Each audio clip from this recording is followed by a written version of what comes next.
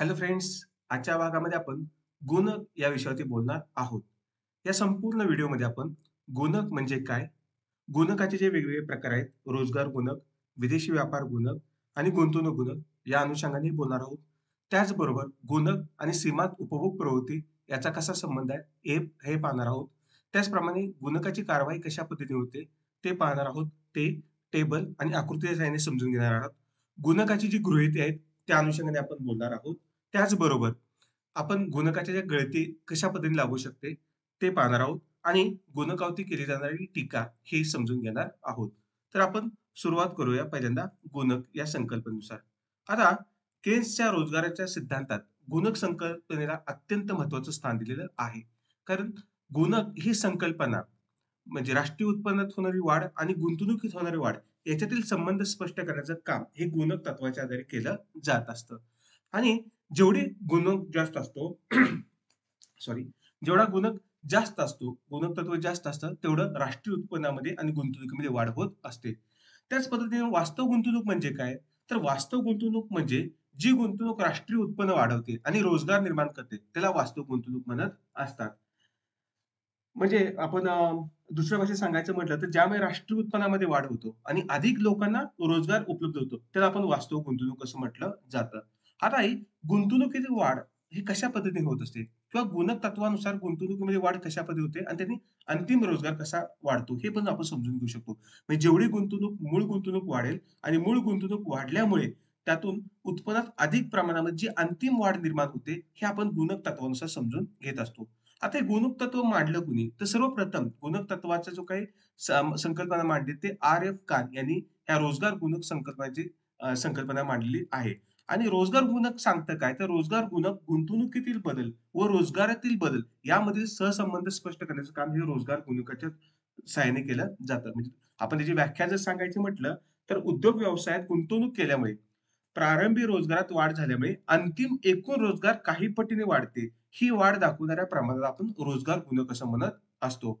म्हणजे अ, सुरुवातीला जी काही गुंतवणूक होईल, त्यामुळे रोजगार किती पटीने वाढतोय, हां, हे दाखवण्याचं काम हे रोजगार गुणकाच्या सहाय्याने केलं जात असतं. त्यानंतर केन्स त्यामध्ये योगदान दिलं आणि केन्सनं काय केलं व जे इन्व्हेस्टमेंट मल्टिप्लायर ही संकल्पना विकसित केली आहे आणि त्याच्यानंतर जो काही विदेशी व्यापार गुणक आहे, फॉरेन ट्रेड मल्टिप्लायर आहे, तो मॅकलफ आणि जे पोलाक यांनी ही संकल्पना विदेशी गुणकाची संकल्पना मांडलेली आहे. आता गुणकाचे प्रकार पाहायचे म्हटलं, तर आपण 3 गुणकाचे प्रकार पाहणार आहोत. एक रोजगार गुणक, दुसरा विदेशी व्यापार गुणक आणि तिसरा गुंतवणूक गुणक. तर सर्वप्रथम आपण रोजगार गुणक याच्या अनुषंगाने बोलूया. आता रोजगार गुणक याची जी संकल्पना आहे, ती आर.एफ. कान यांनी मांडली, हे मगाशी तुम्हाला सांगितलेलं आहे. आता रोजगार गुणक म्हणजे काय? तर रोजगार गुणक म्हणजे उद्योग व्यवसायामध्ये गुंतवणूक झाल्यामुळे किंवा गुंतवणूक केल्यामुळे प्रारंभी रोजगारात वाढ झाल्यामुळे अंतिम एकूण रोजगारामध्ये किती वाढ होणार आहे किंवा किती पटीने वाढ होते, ही वाढ दाखवणाऱ्या प्रमाणाला आपण रोजगार गुणक असं म्हणत असतो. म्हणजे साधारणपणे काय उद्योग व्यवसायामध्ये गुंतवणूक केली, तर सुरुवातीला गुंतवणूक केलेली इनिशियली जी काही इन्व्हेस्टमेंट केली आणि इनिशियली इन्व्हेस्टमेंट केल्यामुळे प्रारंभी काही रोजगारामध्ये वाढ होईल. पण त्या रोजगारामुळे भविष्य काळामध्ये पुढे किती रोजगार शेवटपर्यंत वाढणार किंवा एकूण रोजगारामध्ये किती वाढ होणार आहे, हे सांगण्याचं काम हा रोजगार गुणक करत असतो. म्हणजे मूळ रोजगारातील वाढ आणि त्यातून एकूण अंतिम रोजगारामध्ये होणारी वाढ जे असतील, ते रोजगार गुणकाच्या सहाय्याने स्पष्ट केली जात असते. मग आपण हे उदाहरणाच्या सहाय्याने समजून घ्यायचं म्हटलं, तर समजून समजून घेऊ शकतो. समजा एक यंत्र उत्पादन करणाऱ्या व्यवसायामध्ये गुंतवणूक केली आणि व्यवसायात ह्या गुंतवणूक केल्यामुळे सुरुवातीला समजा 10,00,000 लोकांना काय केला हो, रोजगार उपलब्ध झाला. आता 10,00,000 लोकांना रोजगार उपलब्ध झाल्यामुळे 10,00,000 लोकांना कामावरती घेतल्यामुळे जी यंत्र उत्पादन करणारी जी काही संस्था असेल, ती व्यावसायिक संस्था काय करेल हो, त्यासाठी लागणारे जे काही उत्पादन घटक असेल, मग कामगार कामावरती घेतला असेल, तर त्या कामगाराला त्याला काय दिलं वेतन वेतन दिलं जाईल. म्हणजे जो काही कामगार काम करतोय, ज्याला रोजगार मिळालाय, त्याला वेतनाच्या स्वरूपात जे उत्पन्न मिळेल, ते मिळालेलं उत्पन्न तो व्यक्ती काय करेल हो, त्या उत्पन्नातील काही भाग असेल, तो आवश्यक वस्तू आणि सेवा खरेदी करण्यासाठी खर्च करेल. म्हणजे त्याच्याकडून वस्तू आणि सेवाची काय होतील मागणी वाढेल आणि अशा वस्तूची मागणी वाढल्यामुळे साहजिकच ज्या वस्तूची मागणी वाढली, त्या वस्तूच्या निर्मितीला चालना मिळेल. म्हणजे त्या वस्तू उत्पादन करायला काय होईल चालना मिळेल. त्यातून नवीन उद्योग काय होतील सुरू होतील. त्यामुळे नवीन उद्योग समजा 40 लोकांना काम मिळालं. मग अशा सुरुवातीला 10 लोकांना काम मिळालं, त्यांना उत्पन्न मिळालं. त्यांना उत्पन्न मिळालं, त्यांनी मागणी केली आणि ज्या वस्तूला मागणी केली त्या वस्तू उत्पादन करणाऱ्यातून पुन्हा काय केलं रोजगार निर्माण समजा तो 40 लाख लोकांना कामगाराला जर समजा काम मिळालं. तर एकूण रोजगार किती निर्माण झाला? तर एकूण रोजगार 50 लाख रोजगार निर्माण झाले. म्हणजे सुरुवातीला 40 लाख लोकांना काम मिळालं आणि 40 लाख लोकांनी उत्पन्नातून मागणी केली आणि मागणी केल्यामुळे समजा 40 लाख लोकांना नवीन त्या वस्तू सेवा उत्पादन करण्यामध्ये त्यांना काय केलं रोजगार मिळाला असेल, तर पहिले 10 हे 40 लाख असे मिळून 50 लाख लोकांना अंतिम रोजगार मिळतो. मग गुणक जर आपण ह्याचा मोजायचा म्हटलं, तर अंतिम रोजगार किती लोकांना मिळाला तर ₹50 लाख 50 लाख लोकांना रोजगार मिळाला असेल. म्हणजे 50 लाख रोजगार भागिले इनिशियली जो काही 10 लाख लोकांना रोजगार मिळाला होता. म्हणजे 50 लाख रोजगार भागिले 10 लाख रोजगार केलं, तर जे उत्तर येते 5 तो काय झाला मल्टिप्लाय झाला.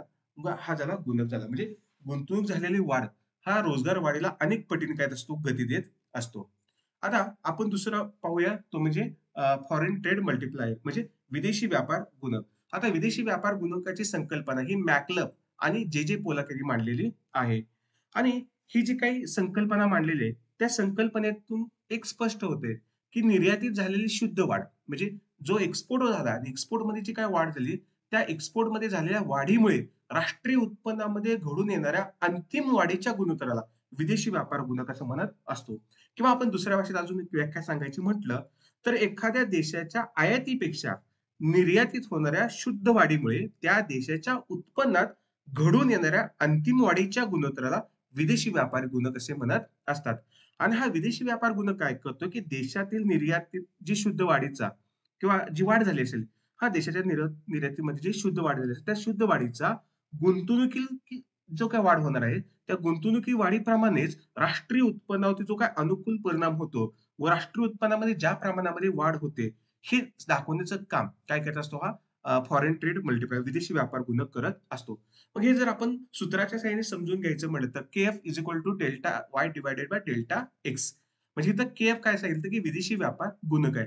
हा विदेशी व्यापार गुणक कशामध्ये काढतोय तो डेल्टा वाय. डेल्टा वाय म्हणजे राष्ट्रीय उत्पन्नात झालेली वाढ भागिले डिव्हायडेड बाय काय होतं आपण डेल्टा एक्स म्हणजे निर्यातीत झालेली वाढ. म्हणजे जो काही एक्सपोर्ट वाढतोय, निर्यात वाढ होते आणि निर्यातीमध्ये जी शुद्ध वाढ झाली, त्या निर्यात वाढीचा परिणाम जो काही राष्ट्रीय उत्पन्न वाढीवरती होतोय, ह्यांच्या गुणोत्तराला आपण काय म्हणतोय विदेशी व्यापार गुणक म्हणतोय.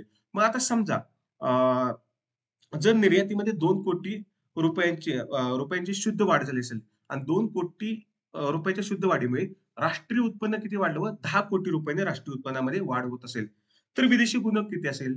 तर विदेशी गुणक काढण्यासाठी आपण हे सूत्र पाहिलेच. KF is equal to delta Y divided by delta x.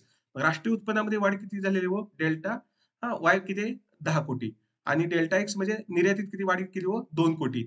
मग 10 कोटी भागिले 2 कोटी त्याचं उत्तर येते किती हो? 5. म्हणजे हा काय झाला हो? 5 आहे तो काय झाला? विदेशी व्यापार गुणक आहे तो 2 झालेला आहे. आणि हा विदेशी व्यापार गुणक अगदी साध्या भाषेत समजून सांगायचं म्हटलं, तर निर्यातीमध्ये ज्यावेळेस वाढ होते, त्यावेळेस काय होते हो? उत्पादनामध्ये वाढ होते. म्हणजे जेवढी निर्यात एक्सपोर्ट केलं जाईल, मग ते एक्सपोर्ट उत्पादन करायला काय लागेल? उत्पादन करावं लागेल. त्यामुळे उत्पादनामध्ये काय केली? वाढ केली जाईल.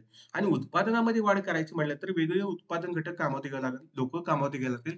मग त्या लोकांना पण काम मिळेल, तर मग त्यांचं पण काय होईल? उत्पन्न वाढेल. आणि त्यामुळे उत्पन्न वाढलं, मग त्या लोकांकडून काय होईल? वस्तू सेवाची मागणी वाढेल. म्हणजे तिथून काय होतं? उपभोगामध्ये काय होईल? वाढ होईल. आणि उपभोगामध्ये वाढ झाल्यामुळे पुढे काय होतं? पुढील अजून काय होते? मोठ्या प्रमाणामध्ये काय होते? पुढे परत उत्पन्नामध्ये वाढ केली जाईल आणि अशा प्रकारचं हे चक्र चालू राहिल्यामुळे काय होतं? राष्ट्रीय उत्पन्नामध्ये एकूण राष्ट्रीय उत्पन्नामध्ये वाढ घडून येऊ शकते. आता हा जो विदेशी व्यापार गुणकाचा जो आकार आहे, तो विदेशी व्यापार गुणकाचा आकार कशावरती अवलंबून असतो? तर सीमांत आयात प्रवृत्ती जो असतं, तर सीमांत आयात प्रवृत्तीच्या काय तो विपरीत दिशेने काम करत असतो. आणि सीमांत उपभोग प्रवृत्ती कशी आहे, हे पण त्या ठिकाणी मॅटर केली जात असते. तर आता आपण काय करूया? सीमांत आयात प्रवृत्तीचा विचार करूया, की विदेश व्यापार गुणकाचा आकार जो मार्जिनल प्रॉस्पेरिटी कंझ्युमर याच्या विपरीत दिशेने काय करतो? बदलत असतो. जर सीमांत आयात प्रवृत्ती जर जास्त असेल, सीमांत आयात प्रवृत्ती काय असेल हो? जास्त असेल, तर हा जो विदेशी व्यापार गुणक कसा असतो? कमी असतो. आणि आयात प्रवृत्ती म्हणजे ज्यावेळेस आयात प्रवृत्ती वाढते, म्हणजे सीमांत आयात प्रवृत्ती जास्त असेल, म्हणजे लोकं जास्त प्रमाणामध्ये जर समजा आयात करत असतील, तर जास्त प्रमाणामध्ये आयात केल्यामुळे आपल्याकडचं जे काही वस्तू उत्पादित होऊन आपल्याकडे जे काही रोजगार निर्माण होतो, त्याला काय होतो? अडथळा निर्माण होत असतो. पण अशामुळे काय राहतो? गुणक हा कमी राहत असतो. कारण आपण बाहेरून माल आयात करत असल्यामुळे आपलं जे काही आपण त्याचं जे पेमेंट करतो, ते परदेशात जाणार आहे. त्यामुळे गुंतवणुकीचा परिणाम आपल्या देशामध्ये दिसून येणार नाही. त्यामुळे मार्जिनल प्रॉस्पेरिटी इम्पोर्ट जो आहे, तो गुणकाचे कसा असतो?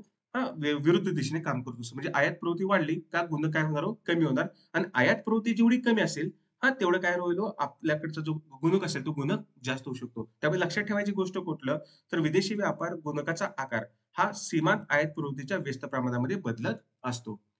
आता आपण पुढे पाहूया तिसरा गुंतवणूक गुणक, इन्व्हेस्टमेंट मल्टिप्लायर. आता गुंतवणूक गुणकाची जी संकल्पना आहे, ती गुणकाची संकल्पना जेम केन्स यांनी मांडलेली आहे.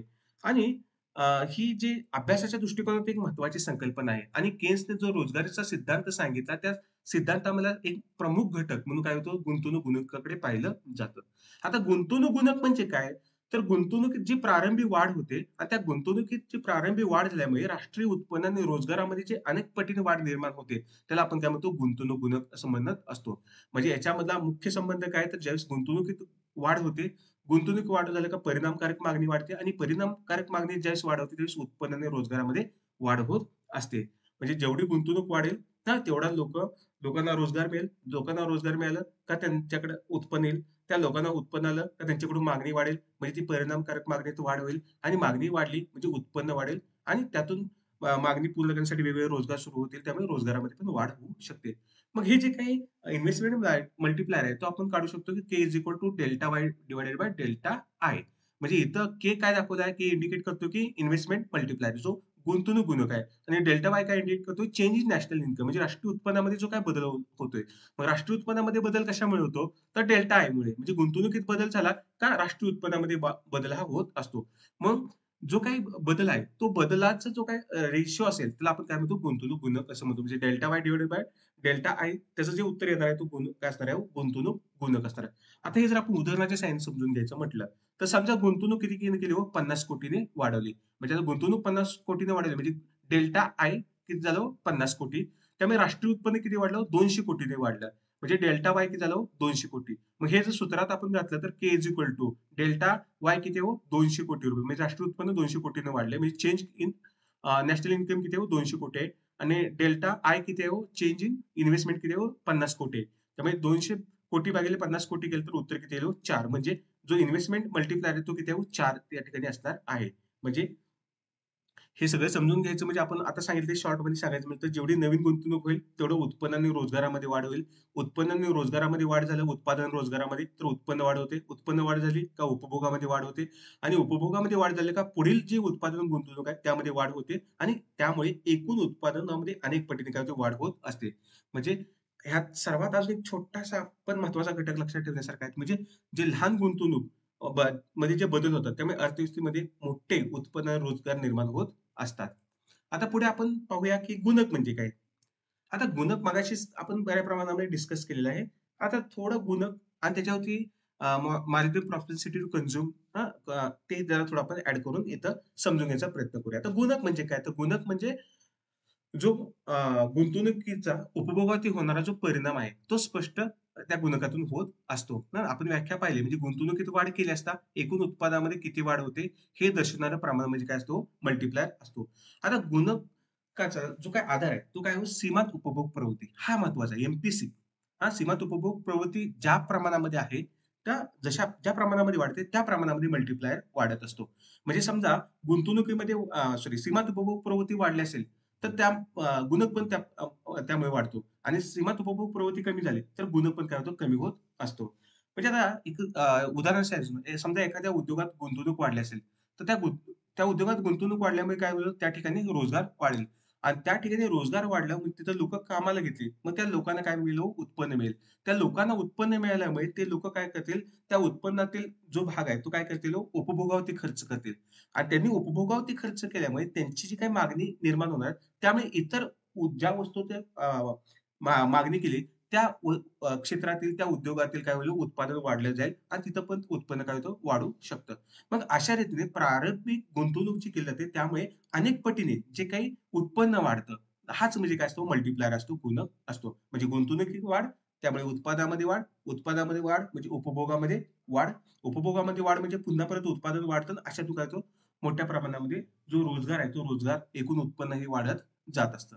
मग गुणकाची प्रक्रिया कशी चालते? प्रोसेस कशी चालते? तर प्रारंभिक गुंतवणूक करतो, त्यातून रोजगारामध्ये वाढ होते, त्यातून उत्पन्नामध्ये वाढ होते, उत्पन्नात वाढ झाली का उपभोगामध्ये वाढ होते आणि उपभोगामध्ये वाढ झाल्यामुळे पुढील गुंतवणूक आणि उत्पन्नामध्ये वाढ होते आणि एकूण उत्पादन अनेक पटीने काय तसं वाढत असतं. आता ही जी प्रक्रिया चालते ह्याला आपण काय म्हणतो? मल्टिप्लायर इफेक्ट म्हणतो. म्हणजे कशाचा? गुणकचा परिणाम आहे. ही गुणक प्रक्रिया जी चालते म्हणजे गुंतवणूक, रोजगार, उत्पन्न वाढ, उपभोग वाढ, परत पुन्हा नवीन उत्पादन, गुंतवणूक वाढ होते. त्यातून अनेक पटीने काय होते? उत्पन्नामध्ये वाढ होत असते. ही जी साखळी चालते त्याला आपण मल्टिप्लायर इफेक्ट असं म्हणत असतो. म्हणजे ह्या सर्वांचा निष्कर्ष काढायचा म्हटलं तर गुणक काय तर गुंतवणुकीतील बदल आणि उत्पन्नातील बदल याचे प्रमाण म्हणजे गुणक होय. आता आपण काय करू, हे सूत्राच्या सहाय्याने समजून घेऊया. म्हणजे मगाशी आपण समजूनच घेतलेलं आहे already delta Y divided by delta I. हे आपण जे मगाशी सांगितलं, की पाठीमागच्या स्लाइड्समध्ये आहे. तर आपण पाठीमाग बघूया. इथे सांगितलं होतं बघा. हां, गुणक परिणाम जो होता, तो आपण सांगितलेलाच आहे. तिथं उत्तर 4 आलं. 4 गुणक होता. इथं पण थोडं समजून घेण्याचा प्रयत्न करूया, की समजा काय हो, गुंतवणुकीमध्ये वाढ 25 कोटी रुपयांनी झालेली आहे. म्हणजे डेल्टा आय 25 कोटी आहे आणि उत्पन्नामध्ये वाढ 75 कोटी म्हणजे डेल्टा वाय हे 75 कोटी आहे आणि हे जर आपण सूत्राच्या स्वरूपात मांडलं तर के इज इक्वल टू 75 कोटी डेल्टा आय आणि 25 कोटी डेल्टा 75 कोटी डेल्टा वाय आणि 25 कोटी डेल्टा आय. ह्या दोघांचा रेशिओ काढला तर 3 म्हणजे जो मल्टिप्लायर असेल तो किती असणार आहे? 3 असणार आहे. आता सीमांत उपभोग प्रवृत्ती आहे.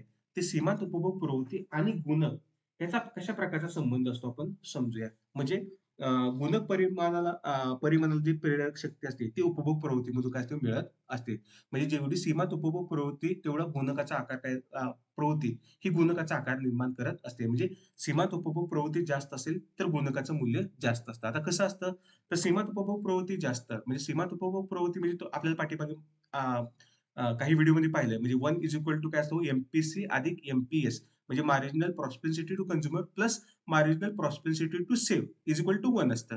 म्हणजे आता जो काही उत्पन्न मिळतं त्या उत्पन्नातील जो सीमांत उपभोग प्रवृत्ती आणि सीमांत अ, अ, जी काही बचत प्रवृत्ती असते, तर ह्या दोघांचा बेरीज म्हणजे एक प्रकारचं उत्पन्न असतं. मग समजा उपभोग प्रवृत्ती जास्त असेल, म्हणजे लोकांना मिळणारं उत्पन्न लोकं जास्त उपभोगावरती खर्च करत असेल, तर अशा वेळेस जास्त प्रमाणामध्ये वस्तूची मागणी होईल. जास्त प्रमाणामध्ये वेगवेगळ्या वस्तू सेवा उत्पादित केल्या जात असतील आणि त्यातून काय होतं गुंतवणूक मोठ्या प्रमाणामध्ये वाढत असतात, उत्पन्न वाढत असतं त्यामधून. त्यामुळे गुणकाचं मूल्य कसं असतं जास्त असतं. जर सीमांत उपभोग प्रवृत्ती जर कमी असेल, म्हणजे लोकांकडून उपभोग कमी घेतला असेल, लोकं उत्पन्नातील जो खर्च आहे, तो खर्च कमी प्रमाणामध्ये करत असेल, तर त्यातून जे काही गुणकाचं मूल्य असणार आहे, ते गुणकाचं मूल्य कसं राहणार आहे? कमी राहणार आहे. म्हणजे त्यातून जे काही एकूण उत्पन्न परत पुढे भविष्यामध्ये वाढणार आहे, तो कसं राहणार आहे? कमी राहणार आहे. कारण उपभोग प्रवृत्ती कमी झाल्यामुळे गुंतवणूक कमी राहणार. गुंतवणूक कमी राहिल्यामुळे जे काही अंतिम जी काही उत्पन्नामध्ये वाढ होणार आहे, ती उत्पन्नामध्ये वाढ कसं राहणार? कमी राहणार आहे. त्यामुळे सीमांत उपभोग प्रवृत्ती हा महत्त्वाचा घटक आहे, की मल्टिप्लायर किती प्रमाणामध्ये असणार आहे, गुणक किती प्रमाणामध्ये असेल. मग हे गुणक आपण दाखवण्यासाठी K is equal to 1 divided by 1 minus MPC हे दाखवत होतो. के म्हणजे गुणक 1 भागिले म्हणजे डिव्हायडेड बाय 1 मायनस एम-पी सीमांत उपभोग प्रवृत्ती. आता हे जर आपण उदाहरणाच्या सहाय्याने समजून घ्यायचं म्हटलं, तर समजा सीमांत उपभोग प्रवृत्ती 1 डिव्हायडेड बाय 2 आहे म्हणजे 1 हाल्फ आहे म्हणजे 0.50 एवढी आहे. मग जर 0.50 एवढी सीमांत उपभोग प्रवृत्ती असेल, तर मगाशी सांगितले 1 is equal to MPC plus MPS. मग एम-पी-एस किती असणार आहे हो? 1 डिव्हायडेड बाय 2 म्हणजे तिथं पण अर्धे असणार. म्हणजे 0.5 एम-पी-सी असेल तर एम-पी-एस पण 0.5 एवढी असणार आहे. मग हे सूत्रात जर आपण टाकलं तर गुणक किती असेल? जर सीमांत उपभोग प्रवृत्ती ही हाल्फ असेल आणि बचत प्रवृत्ती पण हाल्फ असेल, तर गुणक किती असतो? तर गुणक तिथं त्यावेळेस 2 गुणक असतो. हे आपण सूत्रात टाकलं तर आपल्याला उत्तर 2 येते. मग आता गुंतवणुकीवरचा परिणाम जर एम-पी-सी 2 सॉरी मल्टिप्लायर जर 2 असेल, तर समजा गुणक 2 असेल आणि गुंतवणूक समजा 200 कोटी रुपयाची झाली. तर 200 कोटी रुपयाची गुंतवणूक झाली तर उत्पन्नामध्ये किती वाढ होईल? तर जर आपण जी गुंतवणूक होती त्या गुंतवणुकीला जर मल्टिप्लायरनं आपण गुणलं हां, तर त्यावेळेस 200 कोटी गुंतवणूक आणि मल्टिप्लायर 2 असेल तर 400 कोटी रुपये उत्पन्नामध्ये काय होईल वाढ होऊ शकेल. म्हणजे अ, जेवढ्या प्रमाणामध्ये गुणक असेल त्या प्रमाणामध्ये उत्पन्न गुंतवणुकीला गुणलं का आपल्याला जे काही अंतिम जी काही उत्पन्नामध्ये वाढ झाली ती आपल्याला समजू शकतो. ह्याच्यामध्ये आपण सर्वात म्हणजे महत्त्वात लक्षात ठेवायचं म्हणजे गुणक हा सीमांत बचत प्रवृत्तीच्या व्यस्तांक असतो. म्हणजे जर सीमांत बचत प्रवृत्ती जास्त असेल, सीमांत बचत प्रवृत्ती जर जास्त असेल, तर गुणक कमी राहतो. कारण लोकं जास्त प्रमाणामध्ये बचत करेल, त्यामुळे त्यांचा उपभोग कमी राहील, त्यामुळे गुणक कमी राहील. आणि सीमांत बचत प्रवृत्ती जेवढी कमी, तेवढा लोकांकडून उपभोग जास्त होईल. त्यावेळेस गुणक जास्त राहू शकतो. त्यामुळे गुणक आणि सीमांत बचत प्रवृत्ती हा व्यस्तांक असतो. म्हणजे त्याचा रिसिप्रोकल काय असतो रिलेशन असतं. पुढे पाहूया आपण गुणकाच्या कारवाईचे स्पष्टीकरण म्हणजे मल्टिप्लायर वर्किंग कशा पद्धतीने केलं जातं. आता मुख्य संकल्पना आपल्याला सगळ्यांना माहिती झाली आहे, की गुंतवणुकीत वाढ झाली का उत्पन्नामध्ये वाढ, उत्पन्नामध्ये वाढ होते, ही प्रेरित वाढ असते आणि त्यानंतर उपभोगामध्ये वाढ होते आणि पुन्हा वाढ होऊन पुन्हा उत्पन्न वाढतं. हा एक असा राहतो, एक चक्रीय प्रवाह काय राहतो, चक्रीय प्रक्रिया चालू राहत असते. आता मगाशी तुम्हाला सांगितलं, गुणकाचा आधार काय हो? सीमांत उपभोग प्रवृत्ती. गुणक हा सीमांत उपभोग प्रवृत्तीवरती अवलंबून असतो. सीमांत प्रवृत्ती जशी बदलते तसा गुणक हा बदलत असतो. त्याचप्रमाणे मूळ गुंतवणुकीमध्ये जी वाढ होते, हां, त्या उद्योगातील लोकांचं उत्पन्न काय होतं? वाढतं. म्हणजे समजा एखादा उद्योग सुरू केलाय, त्या उद्योगामध्ये काय केले इनिशियल इन्व्हेस्टमेंट केली असेल, तर जे लोकं कामाला घेतले त्या लोकांचं उत्पन्न वाढणार आहे आणि त्या लोकांचं उत्पन्न वाढलं, तर ते लोकं काय करतील हो? वाढलेलं उत्पन्न काय करतात? वेगवेगळ्या अ, उपभोग वस्तू खरेदी करण्यासाठी खर्च करतील आणि उपभोग वस्तू खर्च केल्यामुळे उपभोग खर्चामध्ये त्यांचे काय होईल? वाढ होईल आणि त्यांच्या उपभोग खर्चात वाढ झाल्यामुळे जे इतर उद्योग आहेत, जे त्यांची गरज पूर्ण करणारे, त्यांना वस्तू सेवा पूर्ण करणारे आहेत, तर अशांचं उत्पन्न काय होतं? वाढतं. आणि त्यामुळे हा जो चक्रीय प्रवाह चालतो, चक्रीय परिणाम चालतो, तो वारंवार फ्रिक्वेंटली होत राहतो. त्यामुळे काय होतो? जेवढी एमपीसी जास्त असेल तेवढा गुणक वाढत जातो. आता आपण एक मूळ उदाहरणाच्या साहाय्याने थोडं समजून घेऊया. आता इथं मूळ गुंतवणूक 200 कोटी आहे आणि अ, जी काही उत्पन्न आहे, ते उत्पन्न पण काय 200 कोटीने वाढणार आहे आणि इथे सीमांत उपभोग प्रवृत्ती किती आहे? हाफ आहे. हां, 0.50 एवढी आहे. मग याच्यातून उत्पन्न 400 कोटी कशा पद्धतीने अंतिम उत्पन्नामध्ये वाढ म्हणजे मूळ गुंतवणूक 200 कोटी केली, तर एकूण उत्पन्न 400 कोटींनी कसं वाढते? हे जर आपण काय करूया टेबलच्या सहाय्याने समजून घेऊया. आता हा समजा मूळ गुंतवणूक किती झाली हो? 200 कोटी रुपयाची मूळ गुंतवणूक झालेली आहे. आता उत्पन्नामध्ये अ, मूळ गुंतवणूक 200 कोटी झाली. त्यामुळे उत्पन्नामध्ये वाढ किती झाली हो? 200 कोटी. आता 200 कोटी उत्पन्नामध्ये वाढ झाल्यामुळे उपभोग तेवढाच म्हणजे आता उत्पन्न वाढ झाली म्हणजे जे काही उत्पादन घटक कामाला घेतले, लोकं कामाला घेतले त्यांना किती झाले? 200 कोटी रुपये मिळाले. म्हणजे ही मूळ गुंतवणूक. म्हणजे जेवढं उत्पन्न वाढलंय तेवढा उपभोगासाठी म्हणजे लोकांना उत्पन्न मिळेल ते उपभोगातील लोकं खर्च करतील. पण आता इथं आपण एक लक्षात ठेवू, की लोकांना जेवढं उत्पन्न मिळतंय तेवढं ते उपभोगावरती खर्च करणार नाहीत. त्या उपभोगावरती काय करतील त्यापेक्षा कमी प्रमाणामध्ये खर्च करतील. म्हणजे सीमांत उपभोग प्रवृत्ती पहिल्यांदा काय सांगितले हो, की बाबा अर्धे आहे म्हणजे 0.50 एवढी आहे, 1 हाल्फ आहे.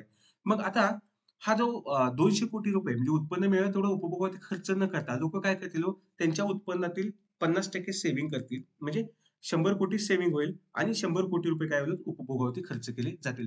आता 100 कोटी उपभोगावरती खर्च केल्यामुळे पहिली जी प्रेरित वाढवणं काय होतं 100 कोटी उपभोगावरती खर्च होतात. तर ते 100 कोटी उपभोगावरती खर्च केलं म्हणजे ते कुठल्यातरी एका व्यक्तीने खर्च केला, तर त्या दुसऱ्या व्यक्तीचं उत्पन्न असणार आहे. समजा मी काही ₹100 समजा आईस्क्रीम खरेदी केलं, तर माझ्या दृष्टिकोनातून तो खर्च आहे. पण जो आईस्क्रीम विकणार आहे त्याच्या दृष्टिकोनात ते काय असतं उत्पन्न असतं. मग आता इथं काय सांगतोय आपण, की बाबा 200 कोटी रुपये गुंतवणूक केली. 200 कोटी रुपये गुंतवणूक केल्यामुळे लोकं कामावतील त्यांना 200 कोटी रुपये मिळाले. मग ते उपभोगावरती 200 कोटी खर्च करू शकतात. पण त्यांनी त्यातलं काय केलं फक्त 100 कोटी काय केले खर्च केले. कारण सीमांत उपभोग प्रवृत्ती अर्धी असल्यामुळे. मग आता हे 100 कोटी लोकांच्या हातामध्ये आलं. म्हणजे जे वेगवेगळ्या वस्तू सेवा त्यांनी काय केलं खरेदी केलं. मग आता इथं वेगवेगळ्या वस्तू सेवा खरेदी केल्यामुळे 100 कोटी एका दुसऱ्या उद्योगाकडे आले. मग आता त्यांनी काय केलं हो, त्यांनी त्याच्यामधलं 100 कोटी रुपये त्यांना जे मिळाले, ते 100 कोटीमध्ये काय केलं हो, 50 कोटी उपभोगावरती खर्च केले. म्हणजे 50 कोटी उपभोगावरती खर्च केले, वेगवेगळ्या वस्तू सेवा खरेदी केल्या. म्हणजे हे 50 कोटी कुठल्यातरी व्यवसायाच्या म्हणजे ह्याच्यामध्ये काय झालं त्यांच्याकडचं उत्पन्न झालं. म्हणजे ही झाली दुसरी प्रेरित वाढ. मग त्यांनी जे काही 50 कोटी रुपये मिळालं त्यातलं 50% सीमांत उपभोगावरती हाफ असल्यामुळे काय केलं, त्यातले 25 कोटी रुपये उपभोगावरती केले. ह्यांनी 25 कोटी रुपये उपभोगावरती खर्च केले म्हणजे जे काही वस्तू सेवा निर्माण करण्याचे उद्योग आहेत, त्यांच्याकडे काय जातील हो, ते 25 कोटी रुपये त्यांचं उत्पन्न होईल. म्हणजे ही तिसरी प्रेरित वाढ. आणि त्यांनी 25 कोटी मधलं 50% काय केलं म्हणजे उपभोगावरती खर्च केले म्हणजे 12.5 कोटी रुपये खर्च केलं. मग ते पुन्हा फिरून काय येतील हो, ह्या चौथ्या प्रेरित वाढीमध्ये येतील ते 5 कोटी रुपये उत्पन्न देत असेल. मग ते 50% काय करतील, पुन्हा काय करतील उपभोगात होईल. मग अशा पद्धतीने ही जी काही वाढ चालत राहते, ती अंतिम वाढ म्हणजे उत्पन्नामध्ये जोपर्यंत 400 कोटी रुपये वाढत नाही तिथपर्यंत ती काय राहते चालत वाढ होत राहत असते. म्हणजे जेवढं उत्पन्न वाढले, तेवढा उपभोगावरती खर्चाची बेरीज जोपर्यंत 200 कोटी रुपये होत नाही, तोपर्यंत काय राहतो, हे जे काही उत्पन्न आहे, ते उत्पन्न वाढत राहत असतं. त्यामुळे इथं जोपर्यंत उपभोगाती खर्च 200 कोटीपर्यंत त्याची बेरीज होत नाही तोपर्यंत हे होईल. त्यामुळे एकूण उत्पन्नामध्ये वाढ किती होते? 400 कोटी रुपये होत असतात. म्हणजे उत्पन्नातील वाढीमुळे उपभोग खर्चामध्ये वाढ होते. उपभोग खर्चात वाढ झाली म्हणजे मागणीमध्ये वाढ होते आणि मागणीमध्ये वाढ झाल्यामुळे रोजगारामध्ये वाढ होते आणि असा जो काही उत्पन्न वाढीचा चक्रप्रवाह तो परिणाम प्रवाह चालत राहतो. त्यामुळे 200 कोटी रुपये मध्ये केलेली जी काही गुंतवणूक आहे, ती गुंतवणुकीत अंतिम उत्पन्न किती होतं? 400 कोटी रुपये एवढं उत्पन्न होत असतं. आता हे जे काही सीमांत उपभोग प्रवृत्ती जी पाहिली, ती सीमांत उपभोग प्रवृत्ती किती असल्यानंतर म्हणजे जर सीमांत उपभोग प्रवृत्ती समजा 0 असेल, तर गुणक किती असतो? तर गुणक 1 असतो. इथंच तुम्हाला सांगितले बघा. सीमांत उपभोग प्रवृत्ती जेवढं 0 असेल, तेवढं गुणक 1 असतो. पण जर सीमांत उपभोग प्रवृत्ती 1 असेल, म्हणजे व्यक्ती त्याला जेवढं मिळालेलं उत्पन्न आहे, तो सगळंच खर्च करायला लागला, तर गुणक हा अनंत प्रमाणामध्ये वाढू शकतो. आणि हा गुणक जर अनंत प्रमाणामध्ये वाढायला लागला, त्याचा परिणाम काय होऊ शकतो? आणि सीमांत उपभोग प्रवृत्ती समजा एम-पी-एस-सी जर कमी असेल, तर काय होतं? आधी सुरुवातीला आपण काय करूया, जर सीमांत उपभोग प्रवृत्तीमध्ये घट झाली, तर काय होतं ते पाहूया आणि नंतर सीमांत उपभोग प्रवृत्ती 1 असताना काय होऊ शकतं, हे नंतर आपण पाहूया. आता सीमांत उपभोग प्रवृत्ती जर घटली, तर जसजशी सीमांत उपभोग प्रवृत्ती घटत जाईल, म्हणजे लोकांकडून उपभोग हा कमी-कमी केला जाईल. तसं काय होईल जाईल हो, जो गुणक आहे, तो गुणक पण काय होईल हो, कमी-कमी होत जाईल. म्हणजे जसं उत्पन्न वाढत जाईल, तसा उपभोग खर्च काय होतो, समजा वाढत जर असेल, तर ठीक आहे. पण जसं उत्पन्न वाढतं तसा उपभोग खर्च जर कमी व्हायला लागला, सीमांत उपभोग प्रवृत्ती लोकांकडून जर कमी करायला लागली, तर याच्यामुळे काय होईल हो, जी काही उत्पन्नातील जी प्रेरित वाढ होते, ती प्रेरित वाढ काय होईल कमी-कमी होत जाईल. कारण काय होतं उपभोग खर्च हा कमी व्हायला लागल्यामुळे जी काही उत्पन्नातली वाढ आहे ती कमी होते आणि एका टप्प्यावर आल्यामुळे उपभोगात जी काही घट होत असते त्यामुळे उत्पन्नामध्ये जी होणारी वाढ आहे ती कमी प्रमाणामध्ये वाढ होऊ शकते. आणि समजा आता सीमांत उपभोग प्रवृत्ती आणि गुणक याचा गुणकाचे मूल्य आणि सीमांत उपभोग प्रवृत्ती ह्याचा पॉझिटिव्ह रिलेशन आहे. पण आपण सीमांत उपभोग प्रवृत्ती आणि सीमांत बचत प्रवृत्ती सॉरी गुणक आणि सीमांत बचत प्रवृत्ती पाहिली तर याचा कसा हो व्यस्त स्वरूपाचा संबंध आहे. तोच आपण K = 1/MPC = 1/1 - MPC म्हणजे ज्यावेळेस एम-पी-सी वाढतो त्यावेळेस गुणक वाढतो हे सांगितलंय. आणि ज्यावेळेस एम-पी-सी वाढतो त्यावेळेस गुणक काय होतो कमी होत असतो. हे मगाशी तुम्हाला सांगितलंय. म्हणजे जेवढी बचत वाढली का उपभोग कमी होतो. उपभोग कमी झाल्यामुळे गुणक कमी होत असतो. आता गुणकाचं मूल्य व्हॅल्यू काय आहे? आणि त्याचं मर्यादा कितीपर्यंत असतात? समजा गुणकाचं तात्विक मूल्य 1 ते अनंत म्हणजे इन्फिनिट हे याच्या दरम्यान असतं. आणि ज्यावेळेस सीमांत उपभोग प्रवृत्ती मगाशी सांगितल्याप्रमाणे 0 असतो, त्यावेळेस गुणक 1 असतो आणि सीमांत प्रवृत्ती 1 झाली तर गुणक हा अनंत प्रमाणात असतो. पण प्रत्यक्षापणामध्ये समजा सीमांत उपभोग प्रवृत्ती ही 1 पेक्षा कमी आणि 0 पेक्षा जास्त असते. सीमांत उपभोग प्रवृत्ती 0 पेक्षा जास्त आणि 1 पेक्षा कमी असते. त्यामुळे गुणकाचं मूल्य जे काय राहणार ते काय राहणार 1 राहणार आणि अनंतच्या दरम्यान राहणार. कारण सीमांत उपभोग प्रवृत्ती जेव्हा 0 असते गुणक 1 असतो. त्यामुळे गुणकाचं मूल्य 1 आणि उपभोग प्रवृत्ती 1 असते, त्यावेळेस गुणक अनंत प्रमाणामध्ये राहतो. अनंत प्रमाणामध्ये वाढतो. त्यामुळे गुणकाचं मूल्य 1 आणि अनंतच्या दरम्यान राहत असतं. आता समजा सीमांत उपभोग प्रवृत्ती 1 झाली तर काय होईल? जर सीमांत उपभोग प्रवृत्ती 1 जर झाली तर त्याच्यामुळे मोठ्या प्रमाणामध्ये लोकं आपलं जेवढं उत्पन्न मिळतं तेवढं उत्पन्न काय करतील? उपभोगावरती खर्च करतील. आणि लोकं उपभोगावरती सगळं संपूर्ण उत्पन्न खर्च करायला लागले, तर त्या प्रमाणामध्ये जेवढं उत्पन्न वाढलंय त्यातून जी मागणी निर्माण झाली, जे उपभोगावरती खर्च होते, तेवढ्या प्रमाणामध्ये उत्पादित वस्तू जर मिळाल्या नाहीत, जेवढी मागणी आहे तेवढं, तर त्याच्यामुळे मोठ्या प्रमाणामध्ये काय होईल? किमतीमध्ये वाढ होईल. आणि किंमत या प्रचंड प्रमाणामध्ये वाढल्यामुळे इन्फ्लेशनरी बूम तयार होईल. म्हणजे स्फोटक आणि अतिरिक्त स्थिती निर्माण होऊ शकते. आणि अशी स्थिती प्रत्यक्षामध्ये पाहायचं म्हटलं तर अपवादात्मक परिस्थितीमध्ये पाहावयास मिळू शकते. पण गुणकाच्या मूल्यामुळे गुणकाचं मूल्य हे एम-पी-सी कशा पद्धतीने परिणाम करतं, हे आपण पाहिलेलं आहे. आता गुणकाच्या मूल्यावरनं केस काय म्हणतात, की आपण व्यापार चक्रामध्ये जे काही चढ-उतार होतात, चढ-बदल म्हणजे तेजी असेल, त्याच्यानंतर घसरण, मंदी, पुनर्जीवन, पुन्हा तेजी हे जे काही व्यापार चक्रामधील चढ-उतार होतात, हे कशामुळे होतात? तर गुणकाच्या मूल्यावरून होतात. जेवढी गुंतवणूक जास्त होत जाईल, जेवढी गुंतवणूक वाढेल, जेवढा मल्टिप्लायर जास्त असेल, तेवढं बूमकडे होईल आणि जेवढा गुणक कमी असेल, जेवढं अर्थव्यवस्थेमध्ये उपभोग प्रवृत्ती घटत चाललेली असेल, मग त्यावेळेस मागणी कमी होईल, त्यामुळे गुणक कमी असेल तर काय होतं मंदीच्या परिस्थितीमध्ये जाऊ शकतो. मग याच्यावरून आपण सर्व निष्कर्ष काढायचं म्हटलं तर गुणकाचे कार्य हे एम आणि एम या दोन्हीवरती अवलंबून असतं. गुणक जेवढा जास्त तितकी गुंतवणुकीतून उत्पन्नामध्ये होणारी वाढ ही अधिक प्रमाणामध्ये असते आणि गुणक हा पूर्णपणे अर्थव्यवस्थेत रोजगार असेल, उत्पादन असेल, चलनवळ ह्या घटकावरती काय तो प्रभाव टाकत असतो. आता आपण आकृतीच्या साहाय्याने ह्या गुणकाचं जे स्पष्टीकरण आहे हे समजून घेण्याचा प्रयत्न करूया. आता आकृतीमध्ये अक्ष अक्षावरती उत्पन्नाची पातळी दर्शवली आहे आणि अ या अक्षावरती बचत आणि गुंतवणूक हे दाखवलेली आहे. म्हणजे सेव्हिंग आणि इन्व्हेस्टमेंट हे या ठिकाणी दाखवलं म्हणजे कन्झम्पशन म्हणून दाखवतोय आणि इथं उत्पन्नाची पातळी अक्ष अक्षावरती दाखवलेली आहे. आता हा जो काय अन आहे, जो 45 डिग्री अंश 45 डिग्रीमध्ये हा कोन वक्र काढलेला आहे. हा वक्र काय दाखवतो, तर हा वक्र उत्पन्न आणि अ, उत्पन्न दिसतो आणि उत्पन्न म्हणजे काय तर सी प्लस एस म्हणजे उपभोग आणि बचत ह्या दोघांची बेरीज म्हणजे काय हो, उत्पन्न आहे. हे दर्शवणारी ही काही रेषा 45 अंशाचा कोन करून काढलेली आहे. आता अ, उत्पन्न आणि सॉरी उपभोग आणि गुंतवणूक रेषा ही जी काय कन्झम्पशन आणि इन्कम ही रेषा दर्शवलेली आहे. आता ही जी रेषा आहे सी प्लस आय ही काय ते उपभोगावरती होणारा खर्च आणि गुंतवणुकीवरती होणारा खर्च यांचा एकत्रित असणारा हा जो वक्र आहे तो वक्र काढलेला आहे. आता समजा सुरुवातीमध्ये गुंतवणुकीमध्ये वाढ झाली. समजा एवढी गुंतवणुकीमध्ये वाढ झालेली आहे. मग जी गुंतवणुकीमध्ये ही वाढ झालेली आहे, म्हणजे इथं जर पाहिलं तर सड एवढी गुंतवणुकीमध्ये वाढ झालेली आहे समजा आणि त्यामुळे उत्पन्न पातळी अड एवढी उत्पन्न पातळी काहीतरी वाढलेली आहे. मग हा त्यावेळेस हा जो काही सी प्लस आय म्हणजे उपभोग खर्च आणि गुंतवणूक खर्च जो वक्र आहे, हा वक्र आणि हा जो उत्पन्न वक्र आहे Y is equal to C plus S ह्या दोघांचं संतुलन स बिंदूमध्ये काय होते होत आहे. मग यावेळेस आपल्याला समजतंय, की बाबा बचत आणि गुंतवणूक सड एवढी अ, बचत गुंतवणूक असताना अड एवढी उत्पन्नाची पातळी आहे. आता समजा उत्पन्न एवढं आहे. आता समजा काय झालं हो, हा C+1 वाढला म्हणजे गुंतवणूक वाढली. गुंतवणूक वाढल्यामुळे नवीन वक्र तयार होईल C+I आणि इथं 1 द्यायचं राहिलं म्हणजे हा वक्र काय तो वरच्या बाजूला सरेल. म्हणजे गुंतवणुकीमध्ये वाढ किती झाली? तर आता इथं आपण हे पाहिलं तर ग7 एवढी काय झाली इन्व्हेस्टमेंट वाढलेली आहे. म्हणजे मूळ जी गुंतवणूक होती, त्या गुंतवणुकीपेक्षा आता गुंतवणूक वाढली. मग ग एवढी गुंतवणूक वाढल्यामुळे डेल्टा आय चेंज केला ग. त्याच्यामुळे एकूण उत्पन्न पातळीमध्ये काय होतं ड1 म्हणजे डेल्टा वाय इथं दिसते बघा. ही ड1 एवढी काय झाली हो उत्पन्न पातळीमध्ये वाढ झाली. परंतु ही जी काही गुंतवणुकीमध्ये झालेली वाढ आहे, डेल्टा आय आहे, त्या गुंतवणुकीतील वाढीपेक्षा जे उत्पन्न वाढी जे प्रमाण आहे, ते उत्पन्न वाढीचं प्रमाण कसं राहतो? जास्त राहत असतं. म्हणजे जेवढी गुंतवणूक वाढेल, त्याच्यापेक्षा अधिक पटीने काय राहते, उत्पन्न पातळीमध्ये वाढ होत असते. आता आपण हे पाहिलं, की आकृती सांगितली म्हणजे गुंतवणुकीमध्ये कशा पद्धतीने वाढ झाल्यानंतर उत्पन्न पातळीमध्ये कशा पद्धतीने वाढ होते आपण हे पाहिलेलं आहे.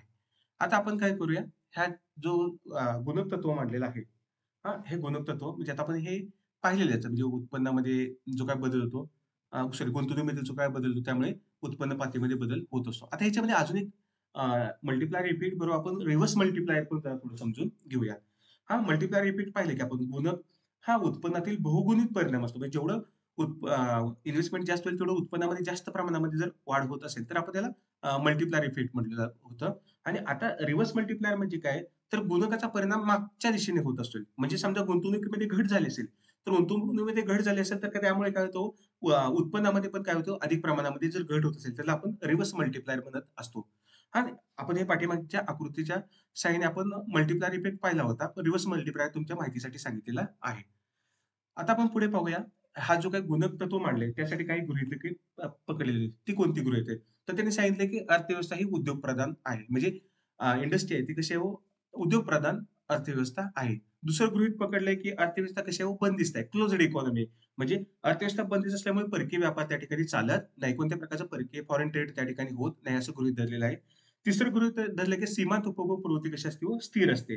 म्हणजेच गुंतवणुकीत वाढ केल्यानंतर प्रेरित उत्पन्नामध्ये जी काही वाढ होईपर्यंत त्या काळात सीमांत उपभोग प्रवृत्ती कशी असते? स्थिर असते, असं त्यांनी गृहीत धरलेलं आहे. म्हणजे जोपर्यंत प्रेरित वाढ होत नाही उत्पन्नामध्ये, तोपर्यंत काय राहते? सीमांत उपभोग प्रवृत्ती स्थिर असते. त्यांनी आपण सांगितलेलं सॉरी ह्या सिद्धांतामध्ये गृहीत पकडलेलं आहे.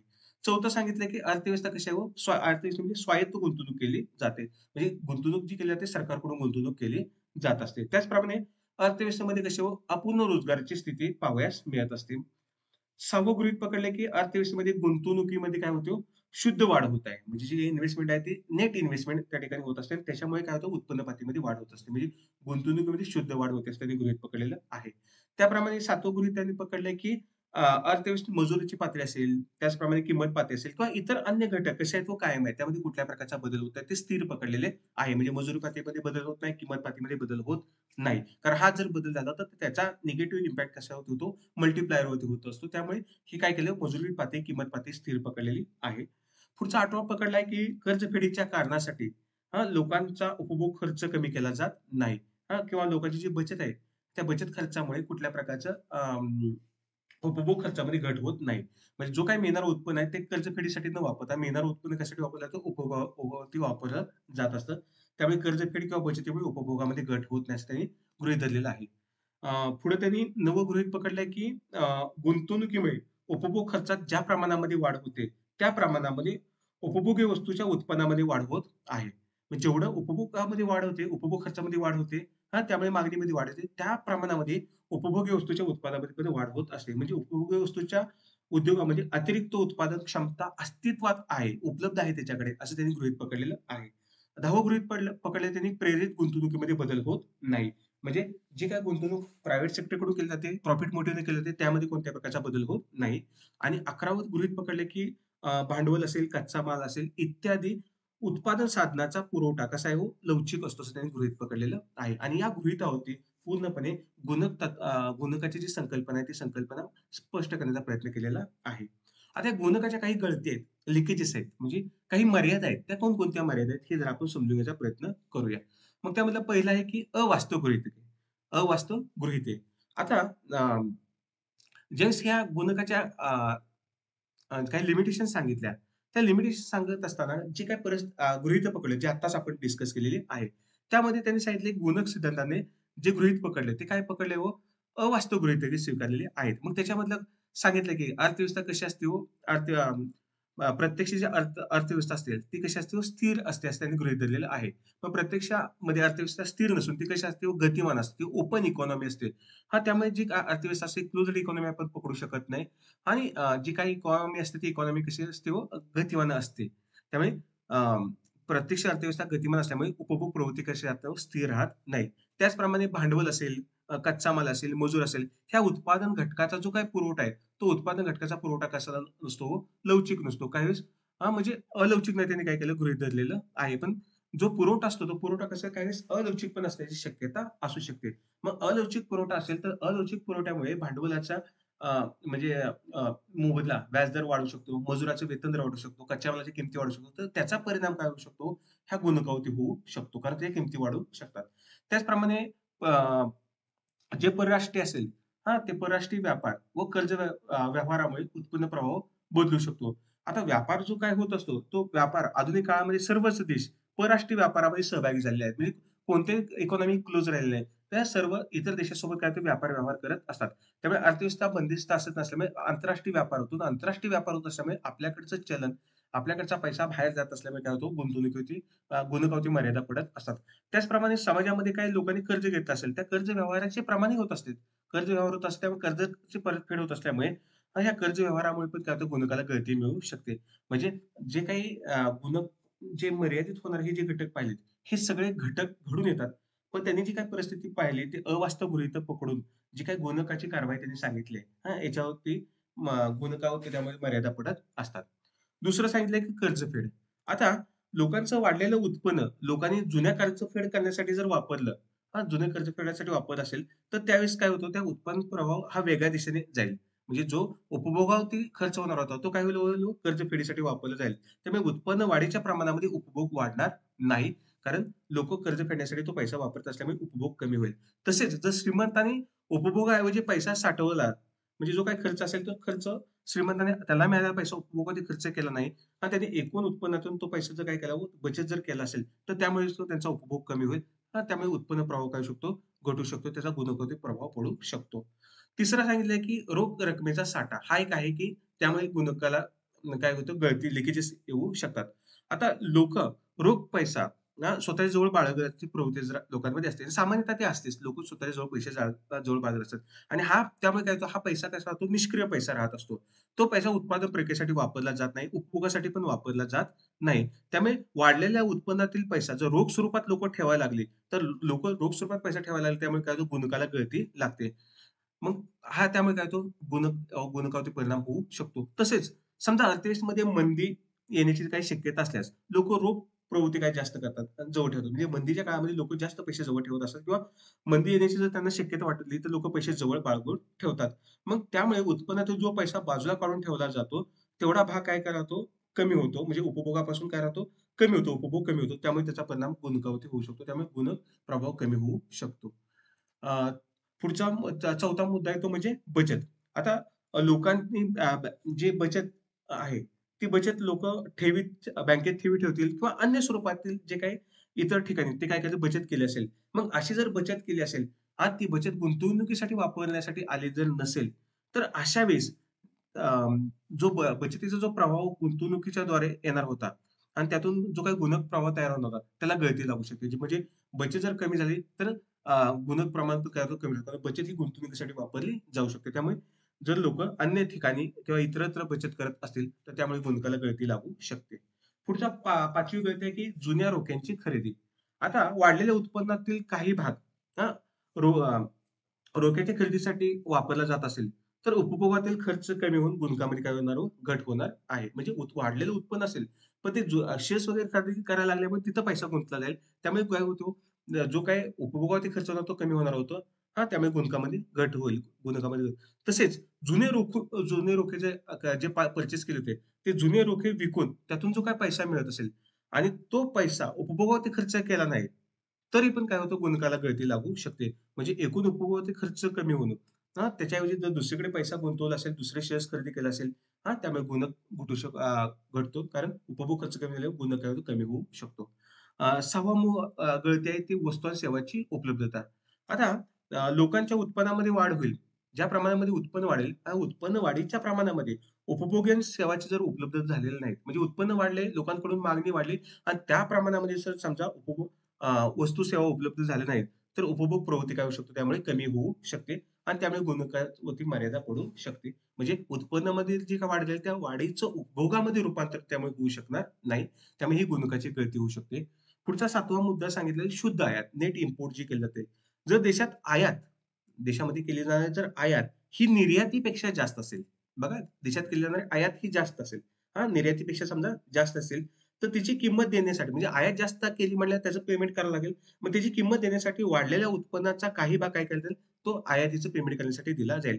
म्हणजे एकूण उत्पन्नातील काही भाग परदेशात जाऊ लागेल आणि परदेशामध्ये जाऊ लागल्यामुळे उत्पन्न निर्मिती या प्रक्रियेला काय होऊ शकतं, गळती लागू शकते. म्हणजे वाढलेला उत्पन्नाचा भाग हा परदेशात जातो. त्यामुळे देशांतर्गत उत्पन्नाचा प्रभाव कमी होईल आणि देशांतर्गत उत्पन्नाचा प्रभाव कमी झाल्यामुळे काय होईल, जे गुणक मल्टिप्लायर तयार होणार होतो, तो काय होईल, कमी होईल. त्यामुळे गुणकाला गळती लागते. 8वं त्यांनी गळती सांगितली परकीय कर्जफेड. आता वाढलेल्या उत्पन्नातील जो काही भाग असेल, तो भाग म्हणजे सरकारला जे काही रेव्हेन्यू मिळतो, तो रेव्हेन्यू मिळणारा तो भाग परकीय कर्जफेडीसाठी वापर केला जात असेल, तर उत्पन्न प्रवाह परदेशात जाईल आणि त्यामुळे काय होईल, तो गुणक कमी होऊ शकतो. म्हणजे जेवढा आपण कर्जफेडीसाठी तो पैसा वापरला, त्यामुळे उत्पन्न प्रक्रियेमध्ये जे काही पैसा येणार होता, तो पैसा येणार नाही. त्यामुळे गुणकाला गळती लागू शकते. अ, पुढचा आहे तो म्हणजे भाववाढ, इन्फ्लेशन. आता देशात भाववाढीमुळे वस्तूच्या किमती काय होतात, वाढतात. जेवढी भाववाढीची परिस्थिती निर्माण होईल, तेवढ्या वस्तूच्या किमती वाढतील आणि वस्तूच्या जर किमती वाढल्या, तर व्यक्तीचं उत्पन्न त्या प्रमाणामध्ये वाढलं आहे, पण किमती वाढल्या असेल, तर उत्पन्नाचा अधिक भाग वस्तू खर्च करण्यासाठी काय होईल, खर्च होईल. मग तो भाग जास्त खर्च केल्यामुळे उपभोग तर वाढत नाही. म्हणजे पैसा तर जास्त खर्च केला जाईल, पण वास्तव उपभोगामध्ये वाढ होणार नाही. म्हणजे पूर्वीचा उपभोग खर्च करायला त्याला जास्त पैसे खर्चावे लागू शकतात. त्यामुळे जो काही वाढीव उत्पन्न आहे, त्या वाढीव उत्पन्न जर समजा जर त्याचं वाढलं, तर उत्पन्नाचा अधिक हिस्सा तिथं खर्च केल्यामुळे तो पैसा उपभोगावरती येणार नाही. हां, कारण की पूर्वीचाच उपभोग त्याला जो काही कंप्लीट करायला तो पैसा जाईल. त्यामुळे अधिकच्या वस्तू सेवांसाठी उपभोग मागणी निर्माण होणार नाही. त्यातून गुणक निर्माण होऊ शकणार नाही. त्याचप्रमाणे क्लार्कने एक सांगितलंय, की क्रयशक्तीत होणारी वाढ, क्रयशक्तीमध्ये होणारी वाढ एकूण उत्पादन व वास्तव उत्पादन वाढवण्यापेक्षा वाढत्या किमतीत शोषून घेतली जात असेल, तर ती किंमत वाढ ही महत्त्वाची गळती मानली पाहिजे. म्हणजे किमतीत जी वाढ असेल, ही क्रयशक्ती कमी करून गुणकाला बाधा आणते, असं क्लार्कने यांनी सांगितलेलं आहे. पुढचा 10वी गळती आहे ती कर आकारणी, टॅक्सेशन. आता सरकारने करामध्ये जर वाढ केली असेल, तर करामध्ये वाढ झाल्यामुळे लोकांच्या खर्चाचा बराचसा भाग काय होईल हो, जो काही कर आहे, तो कर भरण्यासाठी जाईल किंवा जो काही वस्तूच्या किमती वाढल्या असेल, कर वाढल्यामुळे जो काही किमती वाढल्या असेल, त्यामुळे लोकांचा जो काही उत्पन्नाचा बराचसा भाग काय झाला, सरकारच्या हातामध्ये जाईल. म्हणजे अपेक्षेप्रमाणे इतरांच्या उत्पन्नामध्ये काय होतं, वाढ होणार नाही. म्हणजे सरकारकडे पैसा गेल्यामुळे उपभोग कमी झाला आणि उपभोग कमी झाल्यामुळे उत्पन्न वाढलेला पैसा तिकडेच गेल्यामुळे जो काही उपभोग वाढणार होता, त्यातून जी काही गुंतवणूक वाढणार होती, ती गुंतवणूक वाढणार नाही आणि त्यामुळे उत्पादन निर्मितीच्या प्रक्रियेला गळती निर्माण होते. 11वा आहे की शुद्ध गुंतवणूक. आता शुद्ध गुंतवणुकीचा अभाव. गुंतवणुकीत शुद्ध वाढ होते, असे केसनं गृहीत धरलेलं आहे. आपण मध्ये पाहिलेलं आहे, गृहीतामध्ये पाहिलं आहे. पण एकाच क्षेत्रामध्ये जर गुंतवणुकीमध्ये वाढ झाली, तर त्यावेळेस दुसऱ्या क्षेत्रामध्ये गुंतवणुकीमध्ये प्रत्यक्षपणे घट होत असते. म्हणजे एखाद्या ठिकाणी इन्व्हेस्टमेंट वाढते किंवा ज्या वस्तू आणि सेवेची मागणी ग्राहकाकडून वाढली असेल, मग अशा ज्या वस्तू सेवांसाठी उत्पादनामध्ये गुंतवणूक होत असेल, तर दुसऱ्या क्षेत्रामध्ये जिथं मागणी नसेल, तिथली गुंतवणूक काय होते, घट होत असते. मग जेव्हा एकंदर गुंतवणुकीमध्ये सॉरी जेव्हा एकंदर गुंतवणूक शुद्ध वाढ होत नाही, त्यावेळेस गुणकाला काय होते, गळती निर्माण होत असते. पुढचं 12 सांगितलं, की पूर्ण रोजगारीची मर्यादा. आता केन्सच्या मते पूर्ण रोजगारी पूर्ण रोजगाराची जी मर्यादा ओलांडल्यानंतर म्हणजे फुल एम्प्लॉयमेंट लेव्हल झाल्यानंतर गुंतवणुकीचा उत्पन्न वाढीचा गुंतवणुकीच्या उत्पन्न वाढीचा जो काही परिणाम असेल, म्हणजे गुणक परिणाम आहे, तो दिसून येणार नाही. म्हणजे पूर्ण रोजगार झाल्यानंतर फुल एम्प्लॉयमेंट झाल्यानंतर गुंतवणुकीत वाढ जरी जरी झाली, तर उत्पन्नामध्ये वाढ होत नाही. म्हणजे पूर्ण रोजगाराची पातळी ओलांडल्यानंतर गुंतवणुकीत वाढ झाली, तर उत्पन्नामध्ये वाढ न होता केवळ कशामध्ये वाढ होईल? किंमत पातळीमध्ये वाढ होईल. म्हणजे अशा पद्धतीने आपण या भागामध्ये गुणक म्हणजे काय? गुणकाचे प्रकार, गुणक आणि सीमांत उपभोग प्रवृत्ती याच्यातील संबंध पाहिला. गुणकाची कारवाई कशा पद्धतीने होत चालते ते पाहिलं. ते आकृतीच्या सहाय्याने आणि तक्त्याच्या सहाय्याने समजून घेतलं. त्याच पद्धतीने आपण जे गुणकाचे गृहीत आहेत ते पाहिलेत आणि गुणकाच्या ज्या मर्यादा आणि गळती हे पाहिलेलं आहे. पुढील भागामध्ये आपण गुणकाचे जे काही महत्त्व आणि उपयुक्तता आहे ते पाहूया आणि गुणकावरती जे काही टीका केली ते दुसऱ्या भागामध्ये समजून घेऊया. धन्यवाद.